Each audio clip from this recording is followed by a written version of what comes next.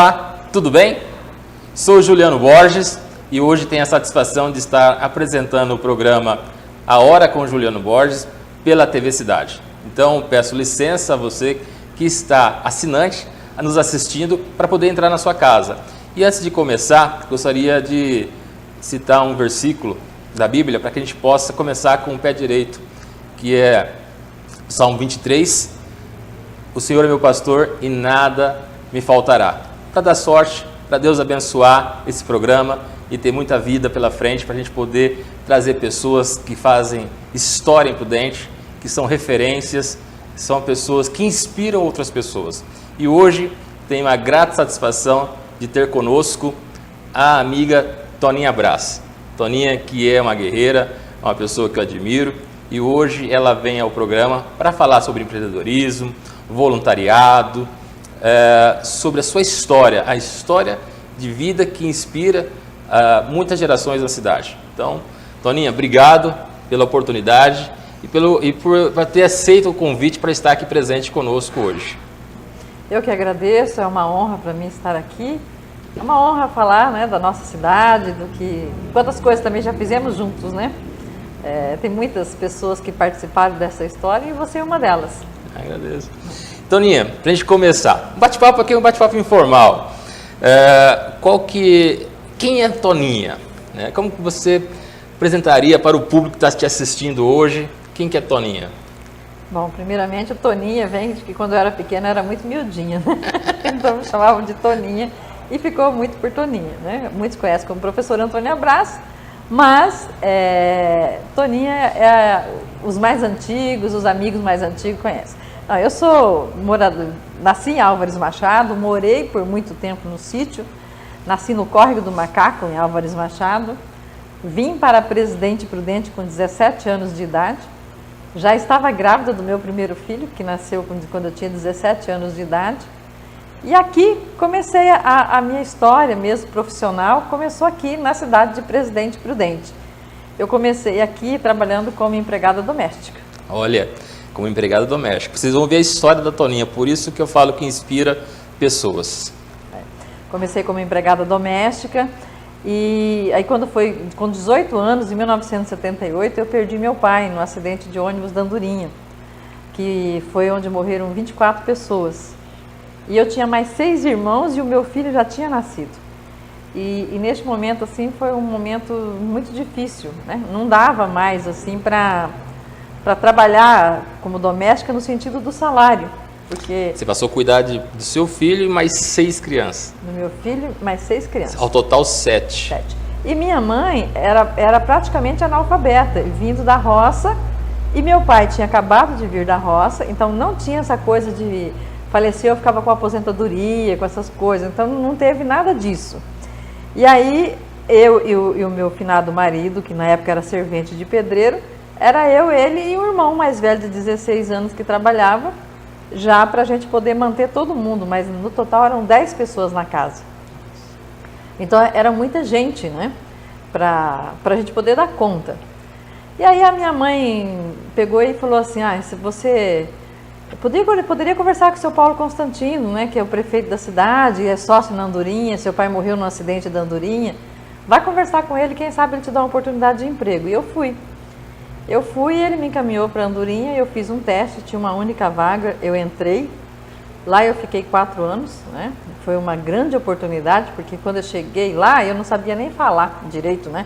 Eu ainda tinha aquele vocabulário de falar mulher, colher, falava tudo errado, simplicidade, né? Naquela simplicidade da roça, mas tive a oportunidade de aprender e sempre tive muita boa vontade. Eu lembro que quando me deram uma máquina daquelas Google lá, como é que é, alguma coisa para digitar a numeração que eu tinha que ficar somando lá, as passagens vendidas, nossa, aquilo para mim parecia que era um fantasma, né? E eu consegui, e com aquele desejo também, né, que tinha que cuidar dos irmãos, e tudo isso foi uma superação para mim.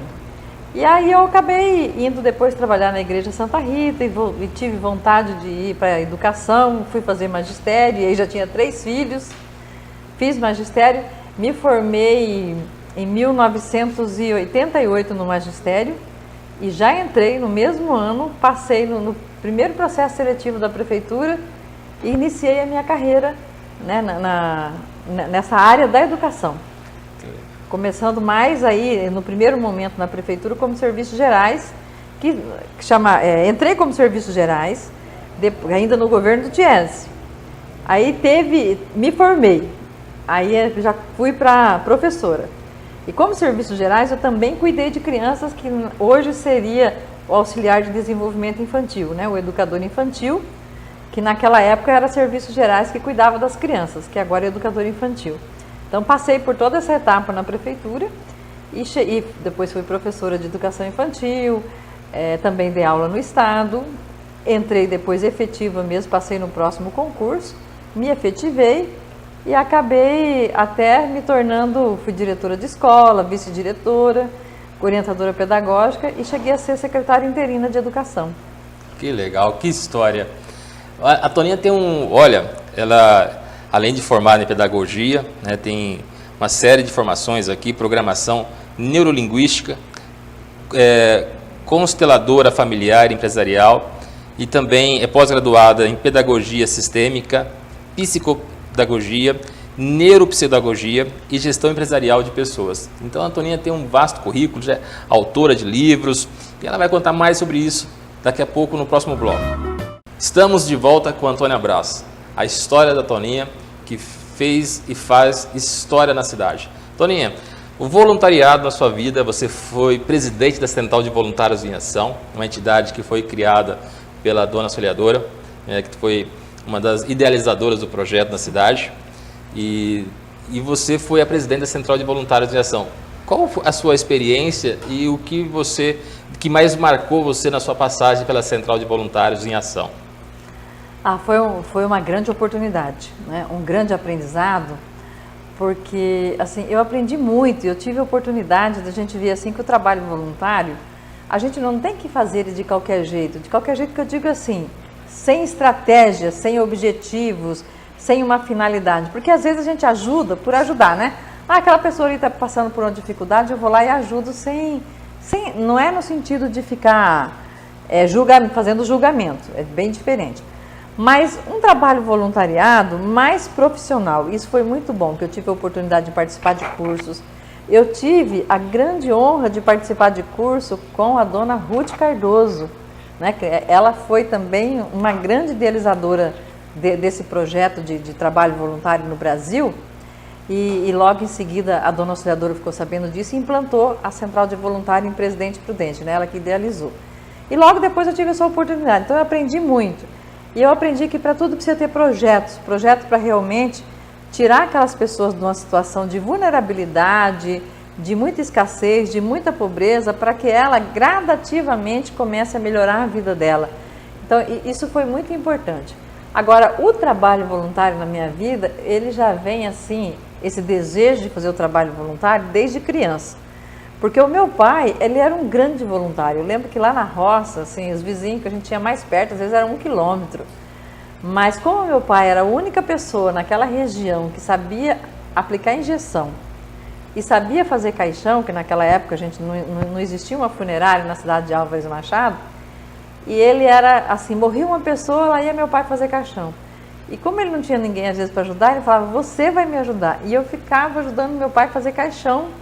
E era uma coisa assim, né, muito esquisita, porque às vezes a pessoa estava sendo velada lá em cima de um banco, meu pai fazendo o caixão e eu lá ajudando meu pai enfeitar o caixão, colocar as fitinhas, fazer as coisas. E eu falava, meu pai, você gosta de fazer isso? Ele fala, eu gosto, é a única coisa que eu tenho de contribuir. Tinha quermesse, lá ia meu pai cozinhar, ele falava, você vai lá temperar os frangos, você vai ajudar. Vai aplicar a injeção? Você vai, nem que for para segurar a borrachinha lá, no braço da pessoa que está doente. E isso já me despertava, porque ele tinha uma paixão, que ele podia chegar em casa assim, já com o sol escurecendo, ele montava no cavalo e ele ia fazer essas coisas, fosse aplicar uma injeção, temperar frango, assar frango nas quermesse, ajudar na igreja, e eu ia junto, né? Então isso me despertou muito, que ele falava que a gente sempre tinha que ter essa disposição para ajudar. Você fez um trabalho muito, muito bem feito junto à Central. Ficou quanto tempo à frente da Central? Uns 10 anos. 10 anos à frente da Central de Voluntários. É muito tempo. Ainda estou lá, não na frente, que agora é a professora Anaíde, né? A Toninha, mas ainda estou lá. A Toninha, ela é da filosofia rotária, né, que a gente fala, mais se beneficia quem melhor serve, né? Mais se beneficia de melhores oportunidades, melhores amizades, aquele que melhor serve. Sim, de alguma forma. Exatamente, né? Eu falo que o trabalho voluntário ele é uma mão de duas vias, entendeu? Não existe esse negócio que você só dá. Existe a alegria de você ver a pessoa crescer, de ver a pessoa desenvolver. De repente alguém que hoje estava lá desempregado, daqui a pouco você vê ele trabalhando num banco ou numa empresa assim, que você viu que ele escalou, que ele subiu. Isso é uma alegria muito grande. Eu vou até agradecer a Toninha, porque eu entrei na Central de Voluntários em Ação pelas suas mãos. Sim. E ali acabei conhecendo o Rotaract, depois virei rotariano e estou até hoje no Rotary. Exatamente, os clubes de serviços, né? Tem uma grande contribuição, então assim... E Prudente é uma cidade muito prestativa nessa questão. Solidária. As pessoas gostam de ajudar, gostam de contribuir. Você pode perceber que todos os eventos que fazem, existe uma participação grande das pessoas no sentido de ajudar, né? Então, acho que isso é muito bacana na nossa cidade, né? É uma coisa que a gente tem que valorizar, essa vontade de contribuir, de fazer a diferença mesmo, as né? igrejas, as entidades, os clubes de serviço. Sim. Aqui Prudente é movida pela solidariedade. Né? Exatamente. E você vê que quando se faz um evento que se chama... Vamos pegar aqui nesses drive-thru que teve aí da Cesta Básica. Nossa, como que as pessoas participaram? Né? Às vezes é a campanha do agasalho. Se a creche Walter Figueiredo lá faz, por exemplo, de repente um evento lá fazendo uma lasanha, o povo compra. Os clubes de serviço também, impressionante, né? Então, eu gosto muito dessa vontade que Prudente tem de ajudar. E tanto que eu cheguei por aqui e eu não tenho a menor vontade de sair daqui, né? Aqui como se eu fosse... Nasci em Álvares Machado, mas aqui é o meu lugar de coração. Tanto é que cidadã prudentina, né? Cidadã. Quem que foi o autor mesmo da... O Mendonça. Ah, o Mendonça. Que foi o autor, Mendonça. Né? E foi muito bacana, né? E você também escreveu livros. Sim. Né? Que é o livro aqui, O Novo Amanhecer na Luta contra o Câncer. Sim. Isso foi de uma experiência sua? Da minha irmã, né? Da sua irmã? Eu tenho, assim, 4 livros que eu sou coautora e esse livro que eu sou autora. Que, na verdade, esse livro, ele surgiu da seguinte necessidade. Na verdade, não da necessidade, né? E de uma dor muito grande. A minha irmã teve câncer, minha irmã Cidinha, e ela lutou 16 anos com essa questão do câncer. Na perspectiva médica, ela viveria 3 anos, mas ela teve uma disposição muito grande na vida dela e muita fé. Né? E ela, quando chegou no momento mais assim crítico da doença, teve uma época que ela perdeu a voz. Ela ficou um tempão sem a voz. E ela começou a usar o Facebook como canal de comunicação com as pessoas. E todos os dias, se ela não estivesse na UTI, ela escrevia um amanhecer. Então, todos os dias tinha um amanhecer. Ela escreveu, na verdade, 347 amanheceres. E depois ela voltou a falar, né? Mas quando ela ficou mal mesmo, assim, que ela viu que já não tinha o que fazer, que seria o momento final, e eu estava com ela quando o médico falou que ia sedá-la, ela pegou e falou assim, você tem um pendrive aí na sua bolsa? Eu falei, eu tenho. Ela falou assim, então pega meu notebook. Aí eu peguei e ela pediu para eu salvar aqueles amanheceres e transformar num livro. E aí eu transformei num livro para ela, 2 anos depois. É uma história bonita da Toninha. A Toninha é uma batalhadora, uma guerreira, eu não canso de falar, ela sabe que é de coração. Tanto é que ela foi minha madrinha de casamento. Então... Mas é algo que quando eu falo até hoje vem a emoção, né? E os outros não, sou coautora, mas assim, na área de coach, na área realmente assim de autoconhecimento, desenvolvimento humano, né? Essa é a Toninha. Nós vamos para o intervalo, daqui a pouquinho nós voltamos. Voltamos com Antônia Brás e a sua história. Toninha, você que veio de Serviços Gerais, chegou até ser secretária do município. Qual que foi o seu papel na educação e qual o papel da educação na sua vida? A educação é tudo na minha vida, né? Que eu tinha um sonho primeiro de ser repórter. Não pude ser repórter porque não tinha dinheiro para pagar a faculdade, fui fazer magistério. E depois acabei fazendo pedagogia e me apaixonei, né, pela educação. E não me arrependo nem um minuto de ter entrado na educação. Para mim, assim, foi muito importante para a minha vida e também acho que eu pude contribuir muito com a cidade, na questão de aumentar o número de vagas em creches. Fui buscar muita informação nesse sentido de como fazer, como que a gente poderia contribuir com essa ampliação de vagas, né? Um outro momento assim, muito importante, além desse período que eu fiquei que eu fui diretora geral, né, junto com o Pedro Rota, mas nas licenças do Pedro, eu que fui a secretária interina. E aquilo para mim também foi uma grande oportunidade de aprendizado, porque a gente vai para congresso, e aprende muito, né? E traz esse conhecimento para contribuir com a cidade. Então foi um momento da municipalização. Então imagine quantos desafios ainda enfrentar uma municipalização e aprender a fazer isso. Então foi assim muito importante para procurar fazer isso sem prejudicar ninguém. Também uma coisa que foi muito importante dentro da educação foi o momento que eu tive a oportunidade de coordenar o programa do Projovem Urbano. Sim. Porque o Projovem Urbano foi um programa, né, que foi no governo do Tupã, que veio do presidente, é claro. Mas assim, a execução na nossa cidade foi no governo do Tupã, que foi um verdadeiro projeto de inclusão social, né? Eu até esses dias conversando com a minha amiga Roseli, falei, Roseli, eu já era consteladora e não sabia. Porque a constelação familiar não exclui ninguém. E quando eu trabalhei no Projovem, nós trabalhamos a verdadeira inclusão, porque nós procuramos incluir todos, não importava se já tinha feito algo de errado ou não, era sem julgamento. A gente buscava aqueles alunos para dar uma luz através da educação para eles crescerem, para eles desenvolverem, para eles se profissionalizarem e seguir o caminho, né? Então isso foi muito importante e nós podemos observar e verificar quantas vidas foram transformadas através do Projovem Urbano.